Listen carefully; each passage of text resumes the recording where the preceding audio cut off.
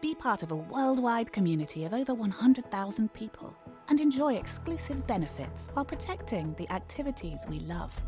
RYA membership, your route to expert advice.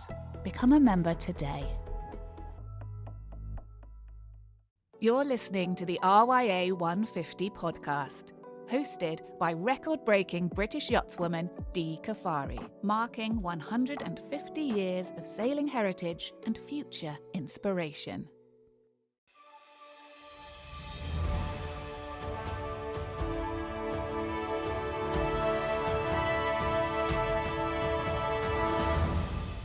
This week on the RYA 150 podcast, RYA magazine editor Deb Cornick sits down with Her Royal Highness the Princess Royal, President of the RYA.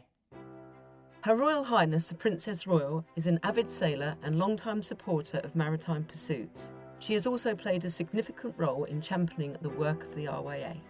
As its patron since 1987, Her Royal Highness has been a steadfast advocate for sailing, boating safety and youth development on the water.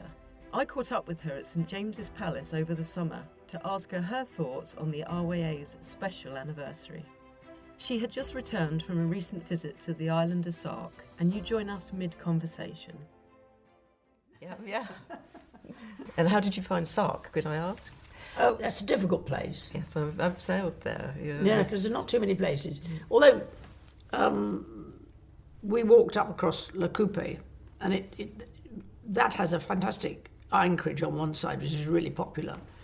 That every time they have a landslip, it kind of changes those areas where you can actually anchor, because otherwise there isn't anywhere. Interesting coves, but not very friendly. No. And big tides. Big tides at some speed. Yes, exactly. Yeah. Yes, the ambition of Alderney is to use their tidal energy to have the scope to send energy back to France, apparently. Okay. Because they're at the tail end of the nuclear power station. Yes. They don't always get the power, so they really want to turn that on its head. And say, well, they've got tidal power all the time. And you can see it when you fly past. I mean, you can see the amount of energy going around the island. Wow. Okay. It's quite an impressive sight. But sailing around there, yes, you have to know. Yeah. Otherwise, you end up in a very unlikely place. Yes, exactly. Yeah. I had a couple of nights at unpleasant anchorage with it. The big tides and in Alderney or in the Channel Islands. Yeah, Channel Islands. Yeah. I'm not surprised. Yeah. There was a famous photograph, isn't there? There was one of those around the island. That was a motorboat. It had been whizzing round Jersey. And it kind of got its line wrong. And there's a picture of it after the tide had gone. It's just sitting on this rock. Yes. And it's just, the boat is this far out of the water. Literally propped on the top. Literally planted. Propped on the top. It just landed. And there it stayed. Yeah, you've got to feel sorry for that person, haven't you? It's yes. going to haunt them for quite a few years. No, it's an interesting place to sail, I think. It is, yeah. You've been president of the RYA since 1987. A role the Duke of Edinburgh held for many years. You're also patron of RYA Sailability, which provides sailing opportunities for people with disabilities. I would like to start first by thanking you for taking the time to talking to us about the RYA 150th anniversary. Yes. Trying to condense 150 years will be a bit of a challenge. We're going to try. We're immensely proud of our long history and especially boating community. Could I ask what the RYA's 150th anniversary means to you? Well, not so much for me, because that's what you really want is to mean something to its members, and probably a little historical perspective doesn't go amiss on a moment like this. Partly because it reminds people that 150 years ago, as I discovered only yesterday at East Dorset, who's also 150 years old, it was a time when sailing clubs were beginning to pop up in various places. But I think that kind of illustrates the need for that rules-based organisation, so they could bring together people so they could compete on a known basis, which up until then I suspect was very local. So that was, I think, the essential driving force behind the RYA, was to provide that rules-based racing in environment, which has just grown and grown and grown.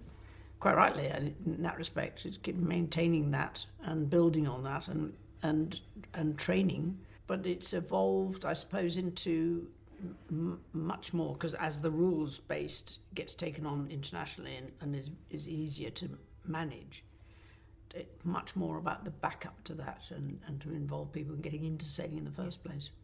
As our president for over 35 years, you will also have witnessed many changes at the RYA. How do you feel the RYA has evolved, and are there any milestones that have stood out for you? Well, I think I don't know about milestones, because it's evolved in terms of the way in which sport has evolved to some extent. But I think recognising that the clubs themselves need more support, and particularly just the partnerships that the RYA had learnt were important across the board in terms of the relationship between those who held different briefs but needed to be part of the debate about what happened on water, has helped a lot of the clubs that would have had trouble probably making those connections.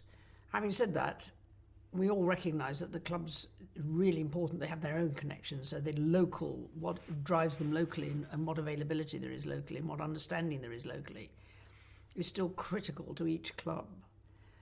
But the overall vision of how easy it is to sail and access to water, I think, is something that the RYA has strengthened enormously in that period. I think people took it for granted in a way that you could just, certain places you could access the water. But there's a way better understanding of it now. Not least of all, there are almost more restrictions in place than there were 35 years ago for use of water in a weird way. But there is an expectation there will be more access.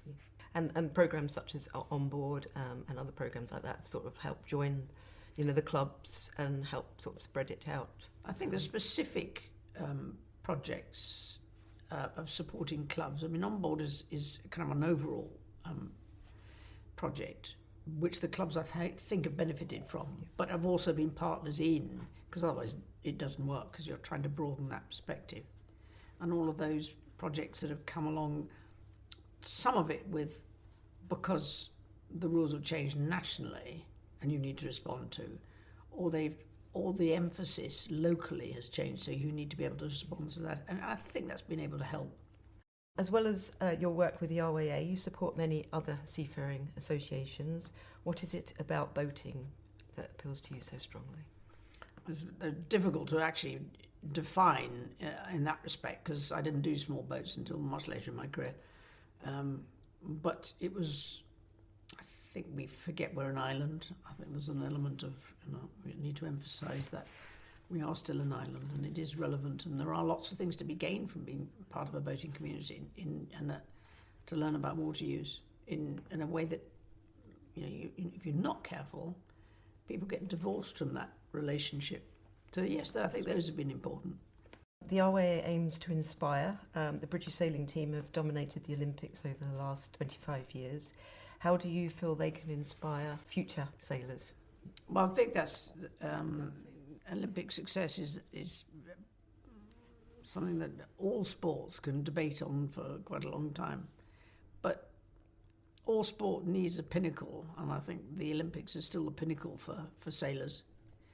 It's not true of all of the sports in the Olympics, but I think it is for sailing. And that brings everybody together, but it focuses, I think, on the excellence, and it helps in the broader context, possibly in encouraging good coaching on a wider basis. And you've got access to more good coaches. I think the nice thing is that you get competitors putting some of that learning process as competitors back into the system, and there are more of those, and that really does make a difference for the next generations. Our annual volunteer awards celebrate the people who give their time to support sailing and boating. Could I ask you if you have a message for the thousands who help those get out on the water? Well, the nice thing is that every now and again you get to meet them and recognise what they've been doing. And if you totted up all the years they've been involved, that would be pretty impressive. Yes. Never going to have a sport or a local community club without them. And it's we need to be able to recognise the length of time and the type of service, because it isn't just about sailing, it's all the shore-based support levels that are so important to allowing people to enjoy their sailing in whatever context that is. So those awards, I used to say, were very important, and they will continue to be, because it is a recognition on a wider scale that people do understand how much time they've given and what a difference it's made to generations in some cases. No, I don't keep track. Somebody does somewhere, but I mean, you try and visit as many of the different clubs as you can. Just occasionally you go back to one again. But it's the range of clubs that I think is so impressive. And what I hope is that they see being a member of the RYA does really add value to what they do, and that it's a sympathetic ear and it has the ability to make some of those changes more manageable, and just inspire through some of the things like OnBoard, or perhaps something they couldn't do on their own. But they know they want to spread the word, and they can manage. But all of them depend on volunteers. And none of those clubs can manage whatever number you can think of without the right number of volunteers. And you hope that you get that level, the support in them, both in terms of qualifications or just support for those who want to help. You have described being on the water as valuable time away. What have you found are the benefits to your well-being by being away from it all and being on the water? It's a level of managing your own time and choices which doesn't come any other way. Okay. Yeah. And it's very flexible. You can go where you like. Yeah. That's a huge advantage. And I think that's always been true of that sort of cruising sailing. Does give you that range. Slightly depends what you're looking for, though. Some people don't regard the west of Scotland as the ideal cruising territory. We do, because it's endless scope, frankly. Could I ask you what you enjoy about being patron of RYA Sailability? Well, the sailability issue is an interesting one, because I've been involved with riding for the Disabled Association for even longer, for a really rather a long time. And I like the way that if we were starting from scratch, would we call it RDA or would we call it rideability? Yeah. I thought sailability made the point that it was, that it's just an open access. And for riding, it covers a very wide range of abilities and disabilities. Yeah. And I think that's true with sailing as well. And I think the nice thing about them is they've been able to rise to the challenge in terms of design of classes and sizes, which really do make the best of people's skill sets, frankly, irrespective. And that's an enormous advantage, because it gives you kind of equal access and success. I'm surprised in a way they haven't made more of that, because there's some, patently some very good skippers in that sailability world. It'd be just as good wherever you put them. And getting that, I think sailing has more to offer in that respect. And getting the access right, and for that, I think that's where clubs need most support. It's how you deal with the access. Yes. And the other thing I rather like about it is the age range is very wide. I think that's quite important too. That's true. And can I ask you, what has been your most memorable moment while you've been boating? There's been lots of moments which you really enjoy. And I have to say that I have some photographs of dolphins underneath the bow, which, very enjoyable. Yeah. Lovely. Doesn't happen too often. In fact, no. I probably waited 35 years before ever took a proper picture of a dolphin. I think I'm still waiting. See? Yep. Yeah. But I always say that with boating and sailing, it's one of those ones where everyone is on a level playing field. It's like around the island race. There's not many sporting events where you can compete next to an Olympian or someone that's sailed around the world and compete. And that sort of range of cruise sailing as opposed to individual sailing does allow that mix to happen in a way that it probably won't help in many other ways. And when you look at the numbers who turn out for the RYA, patently still an attraction. It's Still, good news. Still. You fundamentally want to encourage people who just like being part of that environment, and to know that they can add value to their own interest and enthusiasm. Yes. I mean, the modern issues are, have been created for us in some respect. Some of that is environmental, perfectly reasonable. I mean, in most cases, clubs are pretty good at understanding what they're looking after and how to do it. One of them is energy, where it comes from, what you use it for. There are issues which come with the modern environment, but I hope that the RYA as an overall body helps them deal with some of those questions, because that's otherwise, we're not doing the job properly. And I get the feeling that is appreciated from those visits, that they do get that effect. You add confidence to people who really want to be part of that. And if you can add confidence, I think you've more or less cracked it. Well, that sounds like a nice way to end. Thank you very much. Thank you. Thank you so much for joining us on this special RYA 150 podcast series. I've loved every conversation, and I hope you've enjoyed listening as much as I have. Here's to 150 more years of adventure, innovation, and time on the water, and to everyone who keeps the spirit of boating alive. From all of us at the RYA, fair winds, and I'll see you out on the water.